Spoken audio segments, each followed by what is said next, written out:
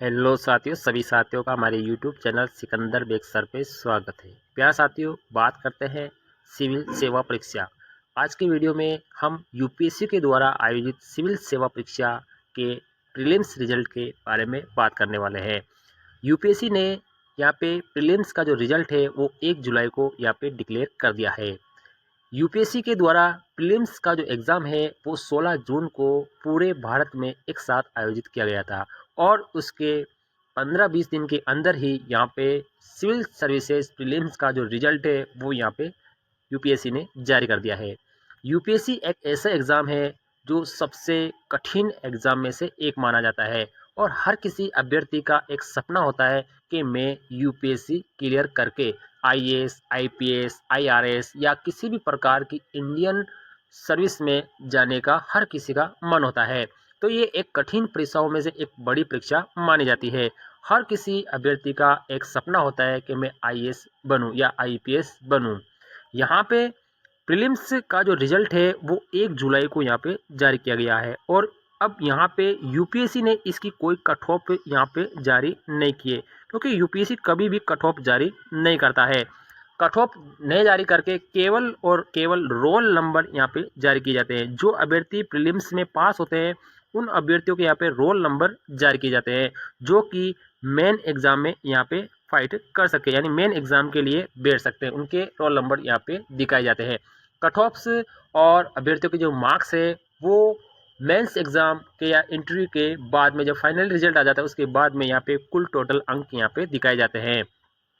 यहाँ पे बात करते हैं प्रीलिम्स पेपर होने के बाद जो कुल 1056 वैकेंसियाँ यहाँ पे रखी गई है, उन 1056 वैकेंसियों का यहाँ पे लगभग 15 गुना के लगभग अभ्यर्थियों को यहाँ पे मेंस एग्जाम के लिए क्वालिफाई किया है। तो यहाँ पे मेन एग्जाम के लिए लगभग 13,500 से अधिक अभ्यर्थियों को यहाँ पे शॉर्ट लिस्टेड किया गया है। तो यहाँ पे जो अनुमानित जो संख्या है हम जहाँ तक हमें यहाँ पे मिली है तो वो 14,630 के लगभग कैंडिडेट को यहाँ पे सफल घोषित किया है, शॉर्ट लिस्टेड किया है मेन एग्जाम के लिए। अब यूपीएससी मेन एग्जाम के लिए हर अभ्यर्थी से DEF यानी डिटेल फॉर्म जो है वो अगले वीक में नोटिफिकेशन जारी करके भरवाएगी। बिना डिटेल फॉर्म भरे किसी भी अभ्यर्थी का यहाँ पे मेंस में बैठने का मौका नहीं मिलेगा। अब मेंस एग्ज़ाम की जो डेट है वो 20 सितंबर रखी गई है, यानी 20 सितंबर को यहाँ पे इसकी मुख्य परीक्षा होने वाली है। यूपीएससी ने यहाँ पे सिविल सेवा परीक्षा के 15 दिन के अंदर ही रिजल्ट यहाँ पे जारी किया गया है और इस बार जो 13 लाख से अधिक अभ्यर्थियों ने इसमें परीक्षा दी गई थी। परीक्षा प्रक्रिया पूरी होने के बाद यहाँ पे इसके प्राप्तांक जारी किए जाते हैं। यूपीएससी प्रीलिम्स में पास हुए अभ्यर्थियों से विस्तृत आवेदन पत्र यहाँ पे यूपीएससी भरवाएगी और इसकी तिथि भी जल्द ही जारी कर देगी वेबसाइट के द्वारा। संपूर्ण प्रक्रिया पूरी होने के बाद स्क्रीनिंग टेस्ट के अंक, कट ऑफ मार्क्स और उत्तर कुंजी ये सभी वेबसाइट पे जारी किए जाएंगे। पिछली बार ये सिविल सर्विस परीक्षा 26 मई को हुई थी।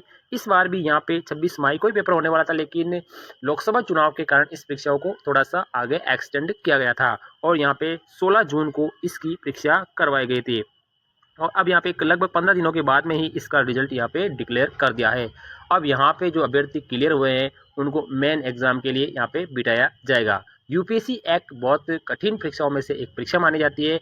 अब जो भी अभ्यर्थी इसमें पास हुए हैं, हमारी शुभकामनाएं हैं आप मेन एग्जाम में क्लियर करके और अच्छी एक पोस्ट आईएएस, आईआरएस, आईपीएस की पोस्ट आप प्राप्त कर सकते हैं। हमारी यही आशा रहेगी। इसी पर्पज़ से हमने ये एक मोटिवेशनल वीडियो बनाया है। जो अगर आईएएस की तैयारी कर रहा है, आने वाले समय में प्रीलिम्स देना चाहता है, तो उसके लिए ये एक मोटिवेशनल वीडियो हो सकता है। अब की बार यूपीएससी जो प्रीलिम्स के जो रिजल्ट है वो लगभग 10 से 15 दिनों के अंदर ही यहाँ पे जारी कर देती है। वही ऑब्जेक्टिव टाइप क्वेश्चन आंसर की होते हैं, लेकिन इस बार रिजल्ट जारी करने में ज़्यादा यूपीएससी जल्दी रखती है और यहाँ पे पारदर्शिता भी रखती है। अब जो भी अभ्यर्थी जो कक्षा 12 के बाद में मन बना रहा है, जो ग्रेजुएशन कर रहा है, अगर यूपीएससी क्लियर करने का मन बना रहा है, तो यहाँ पे आने वाले समय में जो यूपीएससी का जो प्रीलिम्स पेपर है वो थोड़ा सा कठिन आता है। तो आपको अभी से अच्छी तैयारी करनी है। पेपर्स को आपको अभी से रीड करना है, किस प्रकार से क्वेश्चन आते हैं आप उसे फॉलो करते हुए आप इसकी तैयारी कर सकते हैं। क्योंकि यहाँ पे 1 अटेम्प्ट, 2 अटेम्प्ट, 3 अटेम्प्ट, कई सारे प्रयास करने के बाद ऐसी परीक्षाओं को सफल किया जाता है। तो ये एक कठिन परीक्षा मानी जाती है। वीडियो आपकी मोटिवेशनल के लिए वीडियो अच्छा लगे तो लाइक शेयर करें। थैंक यू, धन्यवाद।